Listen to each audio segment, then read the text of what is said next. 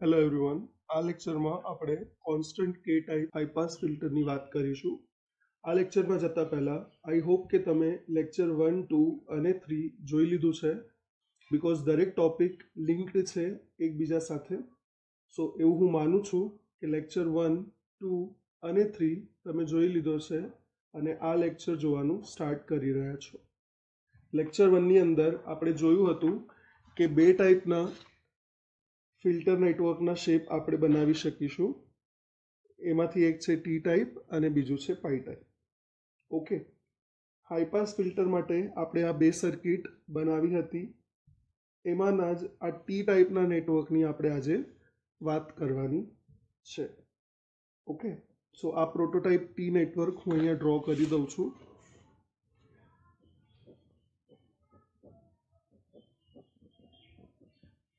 T network છે તે બે હોરિઝોન્ટલી માઉન્ટેડ કમ્પોનન્ટ આવશે અને એક વર્ટિકલી માઉન્ટેડ કમ્પોનન્ટ આવશે.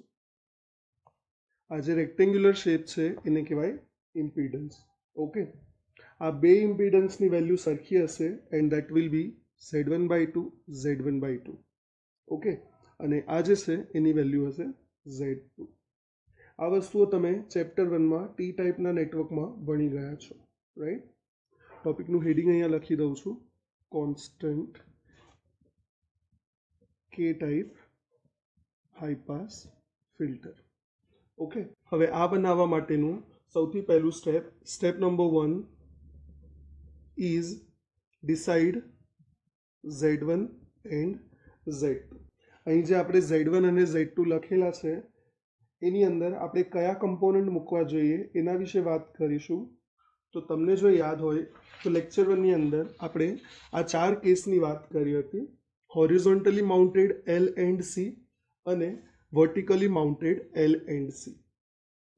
અને આ ચાર પરથી આપણે નક્કી કર્યું હતું કે કયા બે કોમ્બિનેશન એવા છે કે જે હાઈ ફ્રીક્વન્સીને પાસ કરે અને લો ફ્રીક્વન્સીને પાસ ના કરે. તો તમે જોઈ શકો છો કે અહીંયા હાઈ ફ્રીક્વન્સી પાસ થાય છે અને અહીંયા પણ હાઈ ફ્રીક્વન્સી પાસ થાય છે અને આપણે હાઈ પાસ ફિલ્ટર જ બનાવવું છે, રાઈટ? સો આપણે હોરિઝોન્ટલ કમ્પોનન્ટ તરીકે કેપેસિટર લઈશું અને વર્ટિકલ કમ્પોનન્ટ તરીકે ઇન્ડક્ટર લઈશું. આ વાત આપણે લેક્ચર 1ની અંદર પણ કરી હતી, ઓલરાઈટ? સો આ જે કમ્પોનન્ટ્સ છે Z1 અને Z2, એમાં કયા કમ્પોનન્ટની જગ્યાએ ઇન્ડક્ટર અને કયા કમ્પોનન્ટની જગ્યાએ કેપેસિટર મૂકવાનું એ આપણે ડિસાઇડ કરવાનું છે સ્ટેપ નંબર 1માં. સો આપણે હમણાં વાત કરીએ એ પ્રમાણે Z1 છે આડું કમ્પોનન્ટ, એમાં આપણે શું મૂકવું જોઈએ? કેપેસિટર.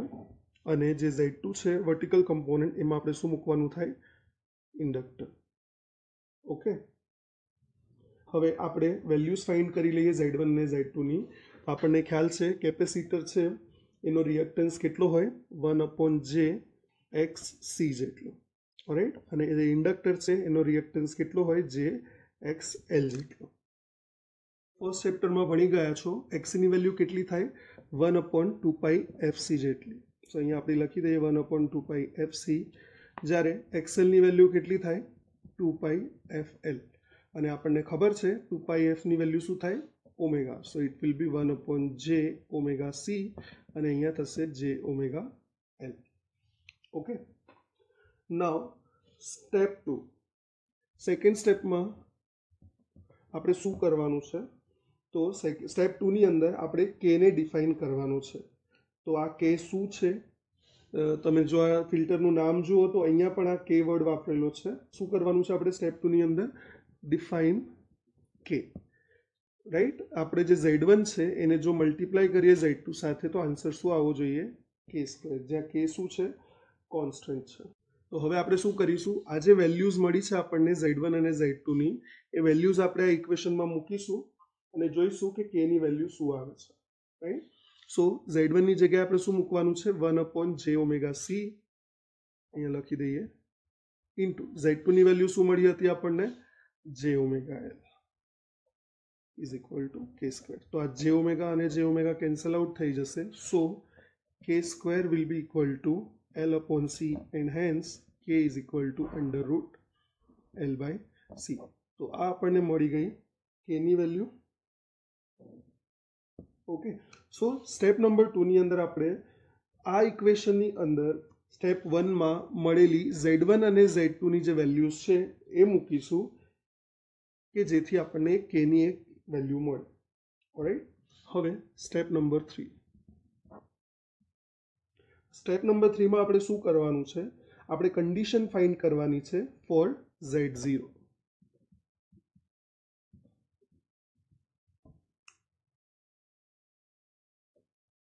સો z0 નું ઇક્વેશન છે under root z1 square by 4 plus z1 z. હવે આ ઇક્વેશન ક્યાંથી આવ્યું અને આ z0 શું છે એ આપણે જોઈ લઈએ. એ આ ડેરિવેશનનો પાર્ટ નથી, પણ આઈ થિંક તમને એ ખબર હોવી જોઈએ કે આ z0 શું છે. તો આપણે પહેલાં એ સમજી લઈશું, પછી આ ડેરિવેશનમાં પાછા આવીશું. તો z0 ને કહેવાય કેરેક્ટરિસ્ટિક્સ ઇમ્પિડન્સ. એનું નામ શું છે? Characteristics impedance. Okay, fine. હવે આ જે ઇક્વેશન આપણે અહીંયા લખ્યું છે, આ ઇક્વેશન આવ્યું ક્યાંથી એ પહેલાં આપણે જોઈ લઈએ આ નેટવર્ક માટે. ઓલરાઈટ, સો પહેલાં આપણે આ જે નેટવર્ક છે એ અહીંયા ડ્રો કરી દઈએ, ટી નેટવર્ક.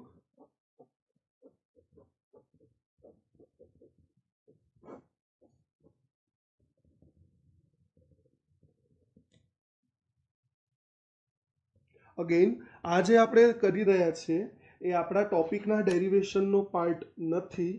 આપણે આ જે ટોપિક છે એના ડેરિવેશનનો પાર્ટ નથી. આપણે આ જસ્ટ સમજીએ છીએ કે આ વસ્તુ શું છે. ઓકે, આપણે આ જે z0 નું ઇક્વેશન છે અહીંયા લાવવાની ટ્રાય કરીએ. તો z0 નું જે ઇક્વેશન છે એ અહીંયાથી આવ્યું છે, ZOC ઇન્ટુ ZSC. આ ZOC શું છે? જ્યારે તમે આ આઉટપુટ ટર્મિનલ્સને ઓપન રાખો, ઓપન સર્કિટ, ત્યારે મળતો ઇનપુટ ઇમ્પિડન્સ છે. અને ZSC શું છે?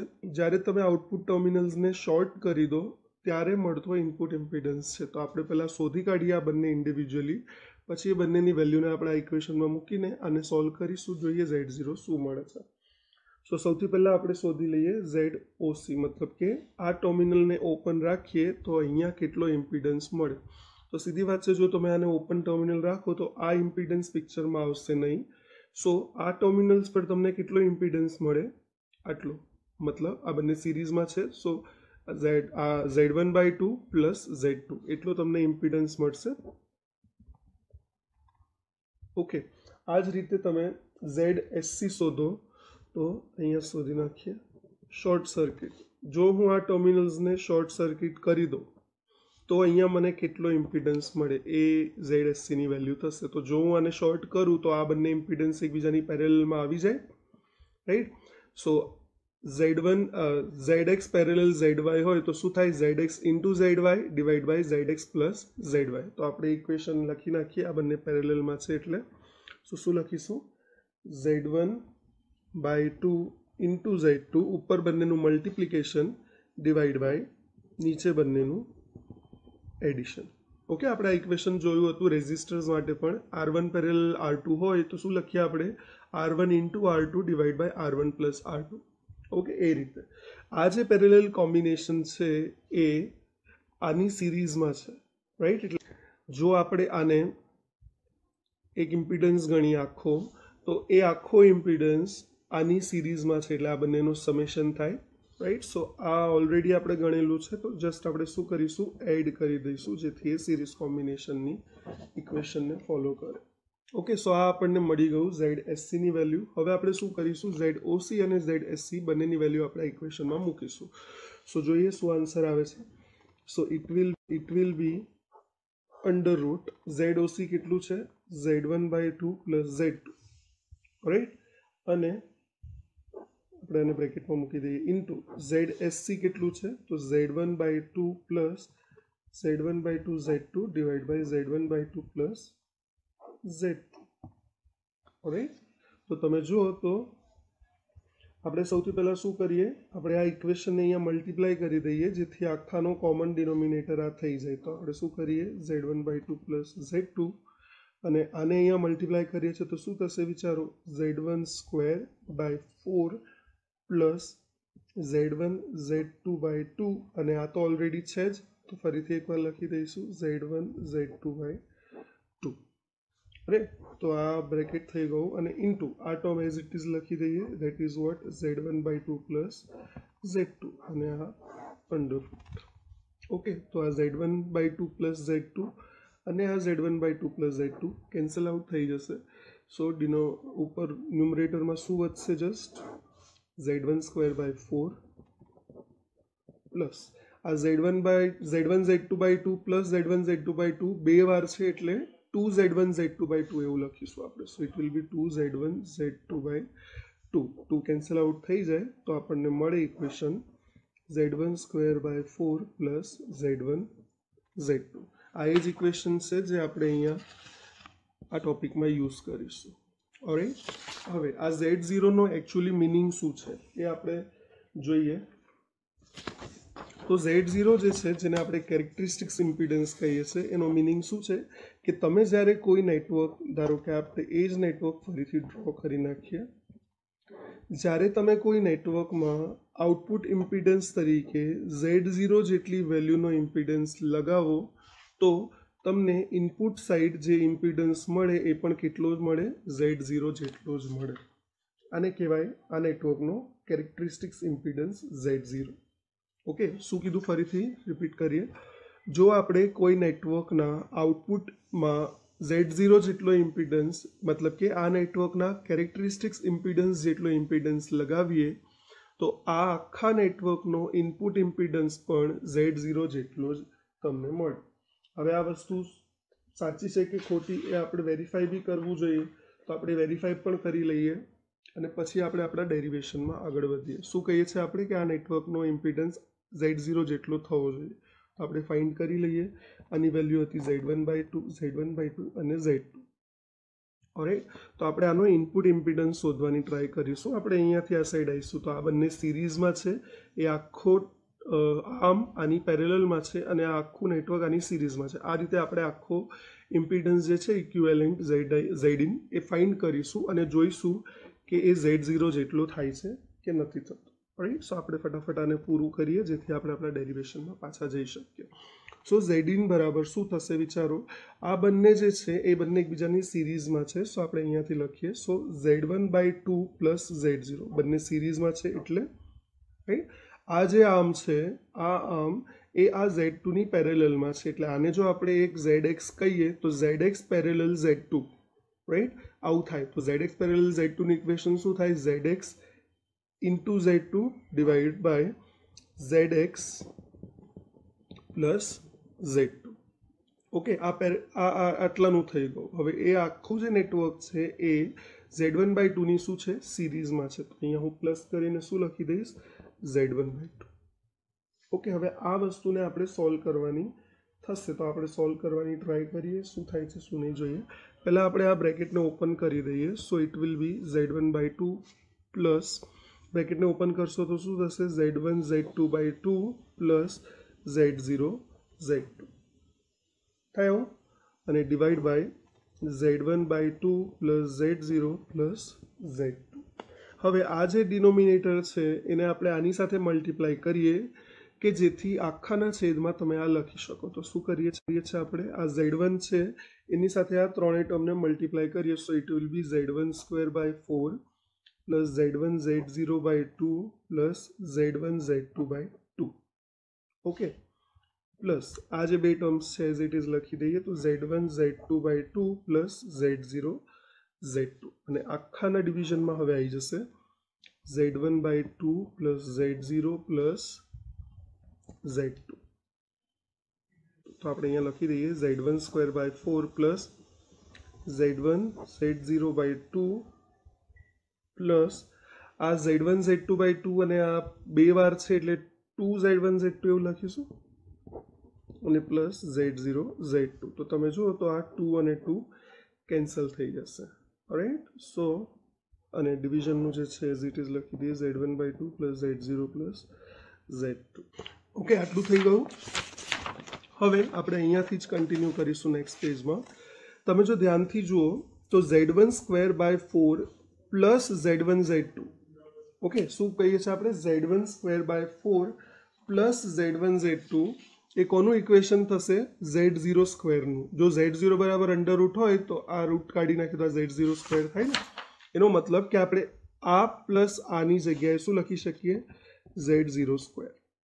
રાઈટ, પ્લસ આ જે છે એઝ ઇટ ઇઝ મૂકી દઈએ, પ્લસ Z0Z2. બાકીની જે ટર્મ્સ છે આ અને આ એઝ ઇટ ઇઝ મૂકી દીધી. રાઈટ, સો આ થઈ ગયું. હવે ને ડિનોમિનેટર રહી ગયું છે Z1/2 plus Z0 plus Z2. હવે ઉપરના ટર્મમાંથી આપણે Z0 જો કોમન લઈએ તો શું વધે? Z0 એકવાર પ્લસ Z1/2 અને પ્લસ Z2 અને divide by Z1/2 plus Z0 plus Z2. તો આ બંને ટર્મ કેન્સલ થઈ જશે. સો સિમ્પલી શું વધશે?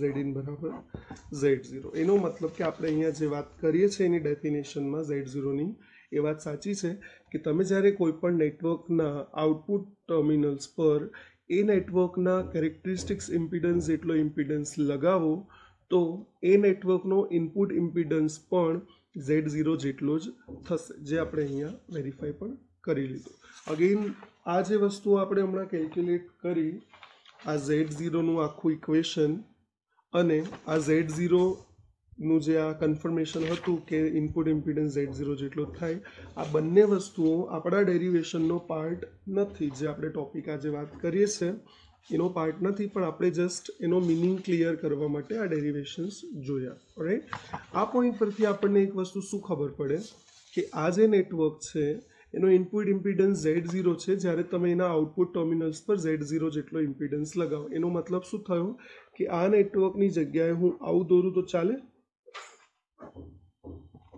ચાલે ને, કારણ કે આઉટપુટ ઇમ્પિડન્સ જોડે પણ Z0 જેટલો ઇમ્પિડન્સ લગાવ્યો છે.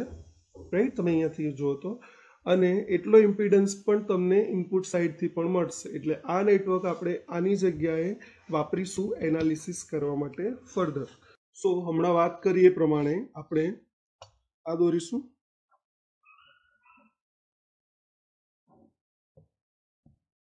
ઓકે, કારણ કે આઉટપુટમાં Z0 લગાવશો ત્યારે ઇનપુટ સાઇડથી જે ઇમ્પિડન્સ મળશે એ Z0 જેટલો જ હશે. એ હમણાં આપણે જોયું. સો આપણે આ નેટવર્કની એનાલિસિસ કરીશું આની માટે. Alright, fine. હવે આપણને શું બનાવવું છે? આપણને બનાવવું છે હાઈ પાસ ફિલ્ટર. વિચારો કે આ નેટવર્કના ઇનપુટ સાઇડ લો ફ્રીક્વન્સી અને હાઈ ફ્રીક્વન્સીઝ બંને જ છે. ઓલરાઈટ, હવે આ બેમાંથી આપણા નેટવર્કે શું કરવાનું છે? હાઈ ફ્રીક્વન્સીને પાસ કરવાનું છે. એનો મતલબ કે આ જે હાઈ ફ્રીક્વન્સીવાળા સિગ્નલ્સ છે એ બધા તમને આઉટપુટ સાઇડ મળવા જોઈએ. ઓલરાઈટ, અને આ જે લો ફ્રીક્વન્સીવાળા સિગ્નલ્સ છે શું થઈ જવા જોઈએ? બધા આ Z0માંથી પાસ થઈને પાછા જતા રહેવા જોઈએ. ઓકે, હાઈ ફ્રીક્વન્સીવાળા આઉટપુટમાં મળવા જોઈએ અને લો ફ્રીક્વન્સીવાળા પાછા જતા રહેવા જોઈએ. એનો મતલબ શું થયો કે લો ફ્રીક્વન્સીના સિગ્નલ આ Z0માંથી પાસ થવા જોઈએ. એનો મતલબ કે Z0ની વેલ્યુ 0 હોવી જોઈએ ફોર લો ફ્રીક્વન્સી. ઓલરાઈટ, તો જે બધા પાસ થઈને પાછા જશે. અને ફોર હાઈ ફ્રીક્વન્સી Z0ની વેલ્યુ શું હોવી જોઈએ એ આપણે વિચારીએ. તો વિચારો કે જે હાઈ ફ્રીક્વન્સી છે એને અહીંયાથી પાસ થવા દેવાનું નથી, એને આપણે આઉટપુટ સાઇડ મોકલવાની છે. એનો મતલબ કે Z0 એ હાઈ ફ્રીક્વન્સીને ફાઇનાઇટ અવરોધ આપવો જોઈએ કે જેથી એ એમાંથી પાસ ના થાય અને આઉટપુટ બાજુ જાય. ઓકે, હવે આ જે હાઈ ફ્રીક્વન્સી છે આમાં એક આખી રેન્જ હશે ફ્રીક્વન્સીઝની. ઓકે, હવે તમારું આ જે ફિલ્ટર સર્કિટ છે એ આ ફ્રીક્વન્સીને જેટલો અવરોધ આપે એટલો જ એણે આખા બેન્ડની બધી જ ફ્રીક્વન્સીને અવરોધ આપવાનો રહે. એનો મતલબ કે હાઈ ફ્રીક્વન્સીના જે આખો પોર્શન છે બેન્ડનો એ આખા બેન્ડ માટે તમારા નેટવર્કે કોન્સ્ટન્ટ અવરોધ આપવો જોઈએ.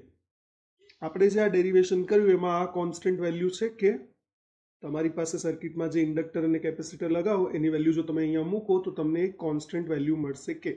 સો આપણા નેટવર્કે કોન્સ્ટન્ટ અવરોધ આપવાનો and that will be equal two કે. ઓકે, સો આપણને આ બે કન્ડિશન્સ મળી ગઈ કે Z0ની વેલ્યુ 0 હોવી જોઈએ ફોર લો ફ્રીક્વન્સીઝ કે જેથી લો ફ્રીક્વન્સીઝ એમાંથી પાસ થઈને પાછી જતી રહે અને આઉટપુટમાં ના મળે. અને હાઈ ફ્રીક્વન્સી માટે તમારા નેટવર્કે કોન્સ્ટન્ટ અવરોધ આપવો જોઈએ કે જેટલો કે જેથી હાઈ ફ્રીક્વન્સીઝ એમાંથી પાસ ના થાય અને તમને આઉટપુટમાં મળે. રાઈટ, સો આ બે કન્ડિશન્સ આપણે અહીંયા મેન્શન કરી દઈએ. That is for low frequency Z0 should be 0 and for high frequency Z0 should be K. તમે જો નોટિસ કરો તો આ એક્ઝેક્ટલી ઓપોઝિટ છે લો પાસ ફિલ્ટર કરતા. લો પાસ ફિલ્ટરમાં લો ફ્રીક્વન્સી માટે Z0 કે હતું અને હાઈ પાસ ફિલ્ટરમાં લો ફ્રીક્વન્સી માટે Z0 બરાબર 0 છે. રાઈટ. સો આ થઈ ગયું સ્ટેપ નંબર 3. સો સ્ટેપ નંબર 3 માં તમે શું કરશો, Z0 નું ઇક્વેશન લખશો અને આ બે કન્ડિશન આ નેટવર્ક પરથી લાવશો. આ ઇક્વેશન ક્યાંથી આવ્યું અને આપણે આ નેટવર્કની એનાલિસિસ કેમ કરીએ છીએ આની જગ્યાએ એ મેં તમને હમણાં આગળના ડેરિવેશનમાં કે જે આપણા આ ટોપિકનો પાર્ટ નથી એની અંદર મેં તમને સમજાવવાની ટ્રાય કરી. રાઈટ. હવે અહીંયાથી આપણે સ્ટેપ નંબર 4 કન્ટિન્યુ કરીશું. આજે આપણને 3 વસ્તુઓ મળી એની ઉપરથી જ આપણે આગળ સ્ટેપ નંબર 4 કન્ટિન્યુ કરીશું. હવે સ્ટેપ નંબર 4માં આપણે શું કરીશું, અહીંયા હું પહેલાં લખી દઉં ફોર લો ફ્રીક્વન્સી અને અહીંયા લખી દઉં છું ફોર હાઈ ફ્રીક્વન્સી. રાઈટ. હવે આપણે જોવાનું છે કે લો ફ્રીક્વન્સી માટે Z0 ની વેલ્યુ 0 થવી જોઈએ. તો આ ઇક્વેશનને રેફરન્સ લઈશું અને જોઈશું કે Z0 0 ક્યારે થશે. તો આ બંને કન્ડિશન હું લો અને હાઈ ફ્રીક્વન્સીને અહીંયા સેપરેટલી લખી દઉં છું. તો for low frequency Z0 should be 0 and for high frequency Z0 should be K. Z0 નું ઇક્વેશન જે આ છે એ પણ હું બંને સાઈડ લખી દઉં છું. દેટ ઇઝ વોટ, Z0 બરાબર under root Z1 square by 4 plus Z1 Z2. The same way અહીંયા પણ Z1 square by 4 plus Z1 Z2. તમને જો યાદ હોય તો k નું જે ઇક્વેશન છે શું હતું, Z1 ઇન્ટુ Z2 બરાબર k સ્ક્વેર. રાઈટ. આપણે પહેલાં શું કામ કરીએ, આ જે ઇક્વેશન છે એમાં આપણે Z1 Z2 ને કોમન લઈ લઈએ. તો શું વધશે, અહીંયાથી એક Z1 જતું રહ્યું એટલે એક જ Z1 વધશે ડિવાઈડ બાય 4 Z2 અને પ્લસ 1. આપણે Z1 Z2 ને કોમન લઈ લીધું પણ આપણને ખ્યાલ છે કે Z1 Z2 બરાબર વોટ, k સ્ક્વેર. તો જો હું અહીંયા k સ્ક્વેર મૂકું તો વર્ગમૂળની બહાર એ શું થઈ જશે, k થઈ જશે. તો વર્ગમૂળમાં ખાલી શું વધશે, 1 plus Z1 by 4 Z2. Right. Same વસ્તુ અહીંયા પણ આપણે કરી નાખીએ છીએ. શું કરીએ છીએ, Z1 Z2 કોમન લઈએ તો Z1 બાય 4 Z2 પ્લસ 1 અને Z1 Z2 ની વેલ્યુ શું છે, k સ્ક્વેર, અને જે બહાર આવી જશે તો k થઈ જશે. વર્ગમૂળમાં શું વધશે, 1 plus Z1 by 4 Z2. Alright. હવે આપણે આ કન્ડિશન વિચારીએ કે Z0 બરાબર 0 જોઈએ મને લો ફ્રીક્વન્સી માટે. તો આ ઇક્વેશનની વેલ્યુ 0, આ Z0 નું ઇક્વેશન છે ને, તો આની વેલ્યુ 0 ક્યારે થશે એ આપણે શોધવાનું છે. અને સેમ વસ્તુ અહીંયા આપણે શું કરવાનું છે, k કરવાનું છે. તો આની વેલ્યુ k ક્યારે થશે એ આપણે શોધવાનું છે. રાઈટ. તો વિચારો આ ઇક્વેશનની વેલ્યુ 0 ક્યારે થાય. બે પોસિબિલિટીઝ છે. જ્યારે k ની વેલ્યુ 0 હોય ત્યારે આનો આન્સર 0 આવે, હે ને. 0 ઇન્ટુ એનીથિંગ વિલ બી 0. પણ k ની વેલ્યુ 0 પોસિબલ નથી કારણ કે k નું ઇક્વેશન શું કે છે આપણને, k is equal to under root L by C. સો L 0 હોય અથવા C ઇન્ફાઇનાઇટ હોય તો જ k ની વેલ્યુ 0 થાય, which is not possible practically. એનો મતલબ કે k ની વેલ્યુ 0 પોસિબલ નથી. તો હવે મારે આ ટર્મને 0 કરવી હોય, રાઈટ, તો શું કરવું પડે, આ જે બીજો પોર્શન છે ઇક્વેશનનો એ 0 થવો જોઈએ. તો k ઇન્ટુ 0 વિલ બી 0. હવે આ બીજો પોર્શન 0 ક્યારે થશે, વિચારો, જ્યારે આ જે ટર્મ છે એની વેલ્યુ -1 હશે. ઓકે. જો આ ટર્મની વેલ્યુ -1 થાય તો 1 -1 will be 0 and 0 into k will be 0. So Z0 0 થશે જ્યારે આ ટર્મ -1 હશે ફોર લો ફ્રીક્વન્સી. રાઈટ. સો Z0 ને 0 કરવા માટે આપણને હજી એક કન્ડિશન મળે કે જ્યારે Z1 by 4 Z2 is equal two -1 હશે ત્યારે Z0 બરાબર 0 થશે. ઓકે. એ જ વસ્તુ આપણે અહીંયા કરવાની છે. પણ અહીંયા આપણને હાઈ ફ્રીક્વન્સી માટે Z0 0 નથી કરવાનું, શું કરવાનું છે, k જેટલું કરવાનું છે. તો આ ઇક્વેશનમાં જ વિચારો, Z0 બરાબર k ક્યારે થાય, આનો આન્સર k ક્યારે થાય, જ્યારે આ ટર્મનો આન્સર 1 થાય, હે ને. સો k into 1 will be k, જે આપણને જોઈએ છે. હવે આ ટર્મ 1 ક્યારે થશે એ વિચારો. તો જ્યારે તમારો આ પોર્શન 0 થશે ત્યારે. Z1 બાય 4 Z2 જો 0 થાય તો 1 પ્લસ 0 વિલ બી 1. એકનું વર્ગમૂળ એક જ થાય અને 1 ગુણ્યા k બરાબર k, જે આપણને હાઈ ફ્રીક્વન્સી માટે જોઈએ છે. એનો મતલબ કે Z0 k ત્યારે થશે જ્યારે Z1 બાય 4 Z2 બરાબર 0 હશે. રાઈટ. સો સ્ટેપ 4 ની અંદર આપણને સ્ટેપ 3 માં મળેલી કન્ડિશન જે હતી એને આપણે Z0ના ઇક્વેશન પર એપ્લાય કરી, આ જે કન્ડિશન્સ હતી એને આપણે આ ઇક્વેશન પર એપ્લાય કરી કે Z0 0 ક્યારે થશે અને Z0 K ક્યારે થશે યુઝિંગ ધીસ ઇક્વેશન. તો આપણને બીજી બે કન્ડિશન્સ મળી કે Z0 0 થશે જ્યારે Z1/4 Z2 -1 હશે અને Z0 K થશે જ્યારે Z1/4 Z2 0 હશે. તો સ્ટેપ 5ની અંદર આપણે આ કન્ડિશન્સનો જ યુઝ કરીશું. સ્ટેપ 5માં આપણે શું કરવાનું છે, આ જે કન્ડિશન્સ છે એમાં આપણને સ્ટેપ 1માં જે વેલ્યુઝ મળી હતી એ વેલ્યુઝ આપણે મૂકવાની છે. સ્ટેપ 1માં આપણને Z1ની અને Z2ની વેલ્યુઝ મળી હતી, રાઈટ. સો આ વેલ્યુઝ આપણે આ સ્ટેપ 5ની અંદર આપણે આ ઉપરની બે કન્ડિશન્સમાં મૂકીશું. તો આપણે કન્ટિન્યુ કરીએ આ સેમ વસ્તુ. ફોર લો ફ્રીક્વન્સી કન્ડિશન શું છે મળી એ પ્રમાણે Z1/4 Z2 should be -1. Okay, અને ફોર હાઈ ફ્રીક્વન્સી શું કન્ડિશન મળી આપણને Z1/4 Z2 શુડ બી 0. સો આ ઇક્વેશનને આ રીતે લખી શકાય, Z1 is equal two -4 Z2, આ 4 Z2 આ સાઈડ આવી ગયું અને એ જ વસ્તુ અહીંયા વિચારો તો Z1 બરાબર 0, આ 4 Z2 ઇન્ટુ 0 વિલ બી 0. હવે સ્ટેપ 1ની અંદર આપણને જે વેલ્યુઝ મળી હતી Z1 અને Z2ની એ આપણે અહીંયા મૂકવાની છે. તો Z1ની જગ્યાએ શું મૂકશો તમે 1/jωc અને Z2ની જગ્યાએ શું મૂકશો jωL. તો આપણે અહીંયા મૂકી દઈએ. Z1ની જગ્યાએ શું મૂકવાનું છે 1/jωc અને Z2ની જગ્યાએ આપણે શું મૂકવાનું છે jωL. રાઈટ, આપણે પહેલાં આને સિમ્પ્લિફાય કરી દઈએ. સો આ jωc ને આપણે અહીંયા લઈ જઈએ. સો it will B 1 is equal two -4 jωL તો છે જ ઇન્ટુ આ jωc અહીંયા આવ્યું. Alright, so it will B -4 j into j will be j square, omega into omega will be omega square અને L ઇન્ટુ c. ઓલરાઈટ, આપણને ખ્યાલ છે j square will be equal two -1 અને minus into minus that will B plus. So it will B 4 omega square LC. આપણને frequency શોધવાની છે એટલે આપણે ઓમેગાને કરતા બનાવીશું ઇક્વેશનનો અને બાકી બધું ઇક્વલ ટુની બીજી સાઈડ લઈ જઈશું. સો it will B omega square અહીંયા રહેવા દઈએ તો 4LC અહીંયા એકના છેદમાં આવી જશે. So it will be 1/4LC is equal to omega square, right. So વર્ગમૂળ લઈ લઈએ બંને side. So it will be √1/4LC is equal to omega. Alright, આપણને ખ્યાલ છે એકનું વર્ગમૂળ એક જ થાય. સો ઉપર એક આવશે, નીચે આવશે, વર્ગમૂળમાં 4 હોય એ થઈ જશે 2 √LC ઇઝ ઇક્વલ ટુ ઓમેગાની વેલ્યુ શું થાય 2πf. આ જે 2π છે એને આપણે અહીંયા લાવી દઈએ. So it will be 1/2 into 2π that will be 4π √LC is equal to f. તો આપણને આ fનું એક ઇક્વેશન મળી ગયું, f બરાબર 1/4π √LC.